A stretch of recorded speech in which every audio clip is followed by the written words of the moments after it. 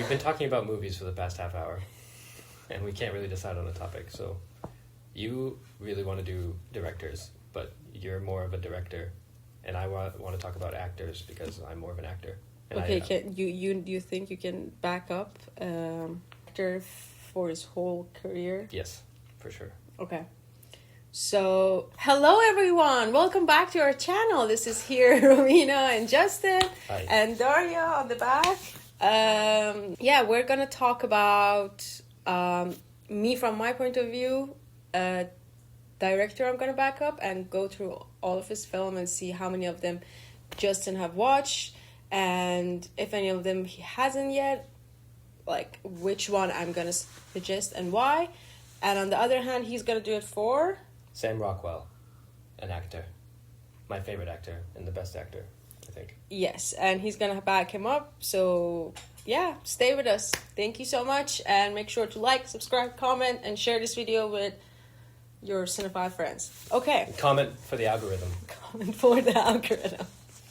Hashtag film. Hashtag back me up here. Hashtag movies, hashtag cinema, hashtag cinephiles, hashtag smoke hash while watching movies, hashtag your mama. Okay, so this is great so far. I'm gonna pull up his IMDb so I don't forget one, because he's been in a lot of movies, because he's so good. Have you even heard of this person? You don't know who he is. That's great. You would like a lot of his movies, I think. A lot of the stuff that he agrees to do. Because that is the thing about actors, is like sometimes, especially early on, you just say yes to anything and then they're just in stuff. Yeah. Whatever they get asked to do. But I think he's had a pretty consistent and really really nice filmography throughout his whole career. Mm-hmm. Like it didn't seem like he just did movies just because he needed the cash or whatever. He was like really into it, and then he did it, and it was really good. You have nothing else to say? I'm waiting. Oh, okay. Well, so I'm just going to talk about Sam Rockwell then. First, let me see who it is. Oh. And then maybe maybe you can put his image. Yeah. Here. Somewhere. Right here. On the tip of my finger. Right there. So this is him. You know him from 3 Billboards Outside Ebbing, Missouri. Oh, okay. Yeah. He won an Oscar for that movie. Interesting. That's the best supporting role. I think he's the freaking man. I think I first saw him in a movie called Galaxy Quest, which is kind of an older movie. He's done, if you look at his IMDb, he's done like a billion things. So, throughout his career, his first thing was a really long time ago. 1979 was his first thingy. There's a bunch of TV shows, Teenage Mutant Ninja Turtles, blah, blah, blah, blah, blah, blah, blah. Of course, like every New York actor, because I think he started on stage, he was on Law & Order. I don't know, you don't know Law & Order, do you? Dun, dun, dun, dun, dun, dun, dun. No? Well, it's a really popular show in the States. I'm not too sure why. It's about detectives and solving crimes and stuff. Like every New York actor does them at some point. He was in The Green Mile. That was the first thing I saw him in. I love Green Mile. So in The Green Mile, he's almost unrecognizable because of his, just the way he looks. But it looks like him, but just his mannerisms, like the way he carries himself in that movie is like, you would not recognize him. But he's the guy in the cell. He's one of the prisoners that kills the rat and pees on the guard. He's like the really gross one, really grotesque one. Okay. I don't know how long ago you saw that movie. Long time ago. But he's one of the prisoners, and he's just does an amazing job. He's so disgusting and really hateable in that movie. He's like full on like rapist murderer. And we love that. And we love that. We love that in a movie role for sure. It's so good. And then his next thing was Galaxy Quest, which is like this comedy with Tim Allen, and they basically they think they're in a movie, but then they go. I think this is right. They think they're gonna film a movie, so they're all actors, but then they actually go on this quest in space. They get like, oh, nice. I don't know if teleported is the right word, or like they get whatever. They terraform into this other reality where they're actually on this adventure as these characters, and they actually have to fight aliens and shit like that. But it's really funny. It's the core of it is a comedy, but he's really, really funny in that movie. So like he goes from like this really serious, like dark, like really grotesque kind of role, and then he's like this funny guy with a mustache in Galaxy Quest. So I saw that when I was like really, really young. And then he did this movie called Confessions of a Dangerous Mind, where he plays, what's the guy's name? Oh man, it's been a minute. He was the host of The Gong Show a long time ago, like early TV was like, there was The Gong Show and these other game shows that were, Chuck Barris, not Chuck Berry, Chuck Barris. He plays Chuck Barris in the movie. George Clooney directed this movie. Mm-hmm. I think it was the first movie George Clooney ever directed. But the movie is shot so beautifully, and it's about this guy who, Chuck Barris, who's this host of a TV show, and he's like a struggling guy in Hollywood, and he finally gets to do this thing, but his story is based on his book. He gets recruited by the CIA to, like, as an assassin, basically. So he claims that on, like, his off time from being a TV show host, that he was out, like, performing missions for the CIA and assassinating people. He claims, like, 12 or something, if I remember from his book, that he's killed 12 people or something. So the movie is about how he kind of, like, starts to kind of go insane. So he's either insane or he's actually having to do these things, and that's, like, creating it a very difficult life for himself. And Sam Rockwell portrays him, and I think he does a fucking amazing job. So you'll edit around this part, the pauses, right? Mm-hmm. Yeah. I'm not gonna hit on every single movie he's done because we'll be here forever. Yeah, you have like we'll 5 jump. more minutes. We'll jump. He goes. Okay, then let's just. He's in this film called Mr. Right, which is also a great film with Anna Kendrick. It's he plays an assassin who like dances. He like shoots people through his dance moves and stuff, and he like dodges bullets and shit. Oh no! It's so good. It's Wanted, so funny, but in a funny way. Huh? But in a funny way. No, it's not like Wanted, but he's like, it is kind of like Wanted, I guess. But okay, then he plays George W. Bush in Vice with that movie with Christian Bale. Oh. It's like he's really good. I mean, he like besides Will Ferrell, he has like the best George W. Bush impression, I think. And then he's in Jojo Rabbit. You've seen Jojo Rabbit, I'm sure, right? You know Jojo Rabbit. With Taika Waititi's movie.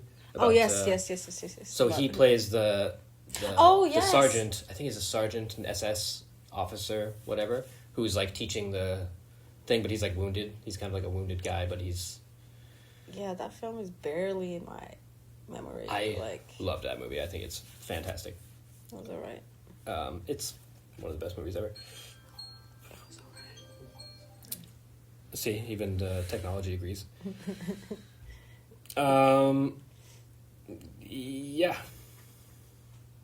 What is the newest, most recent? So, yeah, the most recent thing that he's done is this movie I still haven't seen yet, unfortunately. He was in Argyle a couple of years ago, 2 years ago or something.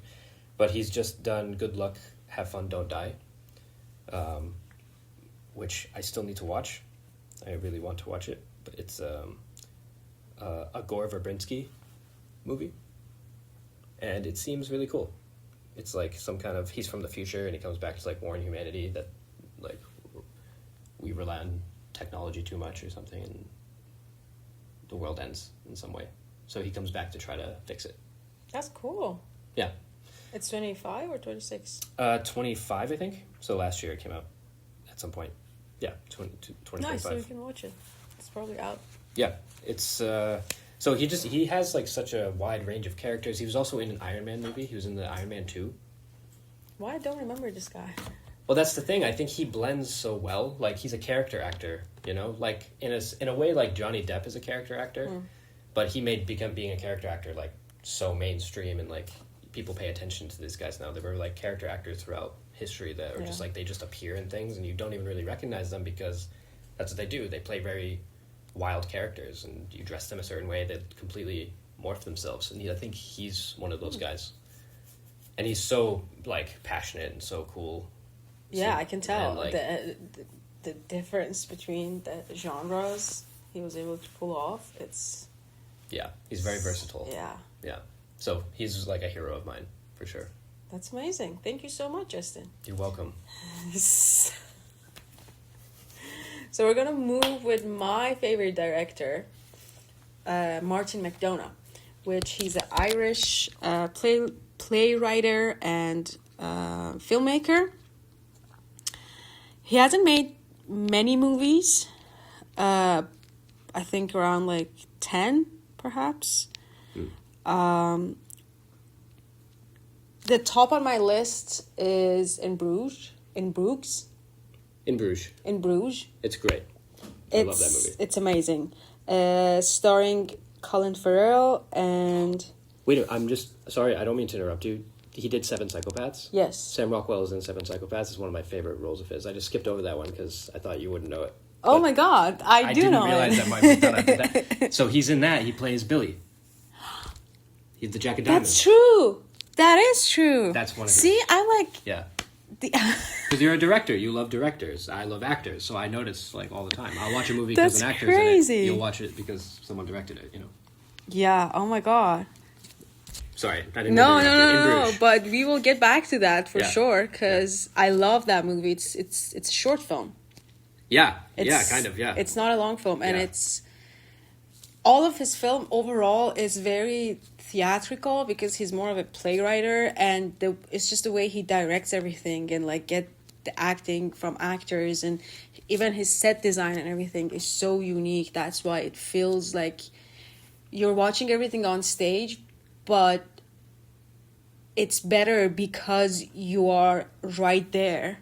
Yeah. So you can move the camera. You can be there. You can change the shot. You can just move from this room to the other room, and it's just amazing. He always has this dark comedy vibe, that psychological thriller kind of in a way that just plays with your mind. Like gets a very unique or very harsh incident and puts it in a way that you can laugh at it. Right. Like it's so painful or it's so bizarre that you're just like, I'm so uncomfortable that I can just giggle about it. That how silly it can be too. It's this much. Yeah. Because I do think that reflects like real life even. Like things can be really fucked up and dark, but then like I don't know, it can be kind of hilarious. Exactly. Like hilarity is like it's so funny that you went insane. You know? So sometimes you laugh at like horrible situations because you don't know what else to do. You know, and I think that's super real. I really am a big fan of his movies as well. Beautiful. So before we even know, we agreed fully on all of this. Yeah. Oh my God. But yeah, in Bruges is one of my favorite of his that I was saying it's cast Colin Farrell, Brendan Gleeson, and Ralph Fiennes. All Harry Potter. Ralph Fiennes. Which is weird. Like it does look like it's spelled Ralph Fiennes, but it's Ralph Fiennes. Ralph Fiennes. I'm sorry, the Voldemort guy in Harry Potter. That's how I know him. Another great Schindler's List. Another great movie. The bad guy. He does play pretty bad guys. That's true. The best bad guys ever exist. Even in this film, he's a bad guy, and it's amazing. It's mind blowing. I love him. And one of his new works is Banshees of Inisherin, which that one is also a masterpiece. It's my great. God, it's so good. Loved it, He's obsessed with Colin Farrell overall in all of his film. I guess he acted, which I love, and I feel even Yorgos Lanthimos getting Colin Farrell from The Lobster, Killing of Sacred Deer was very probably influenced by how he saw maybe he acted in Martin McDonagh's film, because Martin McDonagh's film is very exactly like how he writes his plays, that everyone are just you say the dialogue without really feeling like the emotion. It's not parallel with what the dialogue is saying. Sure. So you might be happy, but you're talking about a very like tragic moment, or otherwise you are very calm and you're talking about how happy you are. Yeah. So he has this contrast between his kind of like work that you can even see in his films. The most mainstream of his film that I would say everyone watched it, or at least more people got hands onto it. It's 3 Billboards Outside of Ebbing, Missouri. Ebbing, Missouri. Yeah. And the actress in that film. Oh, yeah, it's amazing. And she's she amazing. she won the best actress as well that year as an Oscar, and yeah, it's just well amazing. deserved. She's also an actress. If she does anything, I'll watch it. I feel underrated. I feel she's very underrated. Yeah. Like, she needs to get more, deep roles, crazy roles that she can actually show what she has. Well, I mean, she's been in some really great movies like Fargo, Yeah. and she was in Burn After Reading and 3 Billboards. Like, those are all great movies. I think they're fucking amazing. Yeah. But they are maybe a little bit more niche, I guess. I don't see everyone would, get a touch into that. Like, as much as Poor Things got, very mainstream, that was one of the things I was telling you before we start this, that I was going to choose Yorgos Lanthimos, but Yorgos Lanthimos before Poor Things. Because I feel after his collab with Emma Stone, I still watch the films, I still enjoy it, but it becomes so mainstream, for me at least. And I'm like, he was more of a niche indie film director. Like, whatever you see from his work before that, it's less trying to serve the audience, and I love that about the director, that it doesn't really care like if you're comfortable with it, if you want to stay and watch it, if it just puts it out there and makes you to sit with him and watch it and experience that. That's interesting, because I never saw his after Poor Things. I never saw, and all the stuff after I never saw, but I saw Killing of a Sacred Deer, and which is really great. Film. And Best Lobster film. I also saw. Lobster is amazing. These two are amazing. And did he? Dogtooth he did as well. I don't know if you watched that. Did he do? I don't know why I'm thinking that he did this one, but Saltburn, is that him? No. Who's Saltburn? I don't know, but I hate Saltburn. Yeah? It was on a vibe that was similar to his kind of style, I feel. Just because maybe... What was Emerald Fennell? Emerald Fennell was Saltburn? Yeah, she's the one who directed The New Wuthering Heights. Ah, okay. I know, which I didn't see. So... Non mi piace at all. Okay, because I was going to say Saltburn, I didn't love. I didn't like it at all. Lobster or Killing of a Sacred Deer. But I honestly thought it was the same filmmakers that did both. No. I don't know why, but maybe because of Barry Keoghan, or maybe a bit of the cinematography maybe. Also felt like. Yeah. But I feel like at that time, maybe the cinematography, like the lighting and the stuff, started the color to and everything kind of feels the same. Yeah, I feel. yeah. I get what you mean totally. I felt the same. And the other, it's a short film that's 7 Psychopaths. Yeah, just amazing. The cast is unreal. Insane. It's a comedy thriller, 2012. Christopher Walken, Sam Rockwell, Colin Farrell, Woody Harrelson, Tom Waits. Who else do we know? Tom Waits. Michael Stahlberg. A lot of people, yeah. Michael Stahlberg, he's kind of maybe... Oh, Harry Dean Stanton, he's a classic. Oh, Gabrielle... how do you say her name? I forget. Gabrielle Sibiday. She's in it. She played Precious. Do you remember Precious? Mm-mm. Well, she's in it as well. She's really funny. her role is pretty hilarious in the movie. Like in Seven Psychopaths, she's the one who she was supposed to be walking Woody Harrelson's character's dog, and she loses her. She loses Bonnie. Huh. And he interrogates her and is gonna kill her, but then he doesn't kill her. Doesn't ring a bell.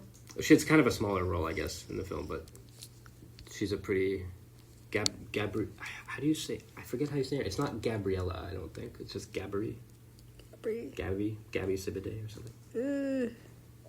But she's pretty funny in it, though. Her small role that she had. 6 Shooter, also that's a short film of his. It's fine. It's hard to find that one, to be honest. That's why it's fine, because it took me searching through a lot of Telegram channels to find it. Because I don't know, maybe it was like you can't really pirate it easily, and there's no streaming. Not that we do that. We patronize all streaming platforms and always go to the cinema to watch our films, right? Yeah. But you can watch it like wherever. Yeah. I want to. Everything is online for free all the time, so. I want to recommend some of his plays as well, if you guys are into it or you would like to read some of his book. Hangman. Oh, and also all of his play, when you start reading it, it kind of feels like it's happening all in one town. Even Banshees of Inisherin and In Bruges feels like a cousin of an uncle of another cousin that went through that, because they sometimes refer to some people or some characters that somehow. Yeah, you might, if you don't follow his work, it might sound just normal, but it refers a lot back to like some of his plays, some of the other films it did, especially Banshees of Inisherin, because I feel that one literally came from his plays. A lot of the stuff he talks about, it already happened in like The Beauty Queen of Lenin and the Lieutenant of Inishmore and the Cripple of Inishmore, the Pillowman, the Lonesome West, a Behanding and Spoken. That's one of my favorite of his plays. Those are all plays, yeah? These are all plays, yes.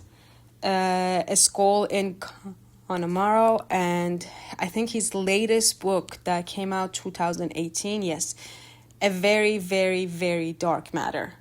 And it was amazing. You guys should read this. I would suggest to start, if anyone wants to start reading these, from A Behanding and Spoken, which is a story of this man that is, his hand, when he was a kid, his left hand is being cut off by some people kidnap him, apparently. As I read this long time ago, when I was like 17, but as what I remember, some people kidnap him and then put his hand on a railway train. Railway, and his left hand get cut off. And for 27 years, he's hiring people. He's looking for his hand still to find it. And the story starts from when he hired 2 people to go and bring him a lot of hands. So they just open like 2 like big plastic bags of just cut in left hands, and they throw it down to like, okay, and he has to search for it. And just the dialogue is amazing. The story of how it goes, it's amazing. It's wonderful. Masterpiece. So all of his work is just very this niche dark comedy, and he talks a lot of politics, especially about Irish and English, which I love that. Who likes English? So England, yeah. England. Colonizer. But in my tweet, I'm Team Ireland all the way. Yeah. So I love that about him because he really talks it in a way that it's not just holding the flag and try to be, oh, I love my country. He puts it in a very cultural way and in a daily life of people, how he talks about to get this influence or how it affected them. Right, so in a way he shows the reality of the way that they were living. Yeah. Yeah. And it's just amazing. And he just made his utopia. I don't know, a little village that every time he just shows one part of this small town to us, by family to family, brother to brother, and then all of them connect some way in a shape and form. And I love that about him. So that's cool. Yeah. It's like a different multiversal experience that we've been experiencing. Like, I mean, the Marvel movies and stuff. It's like such a giant scale and it's like insane. But like, I like when there's like little more like independent filmmakers that kind of have that same mentality where like they'll call back to old ideas they had and like tie it together and like because it's all part of their experience. It's really we really love nice. that. Satisfying. And a fun fact about him: his girlfriend is the Fleabag girl. So the Fleabag girl. Yeah. Phoebe. We won't just say the Fleabag girl because that seems a little disrespect, but it's okay. Phoebe Waller-Bridge. Phoebe Waller-Bridge. Waller-Bridge. I knew the first name right off the top of my head. That is an amazing show. She's awesome. She's awesome. Yeah. We love her. And yes, thank you so much, guys, for watching us and being with us. We do good. Please make sure to follow for more content and let us know what else you would like. Thank you so much. This has been me, Romina, here with my dear friend Justin. Hi. and Daria on the back supporting us. Isn't she cute?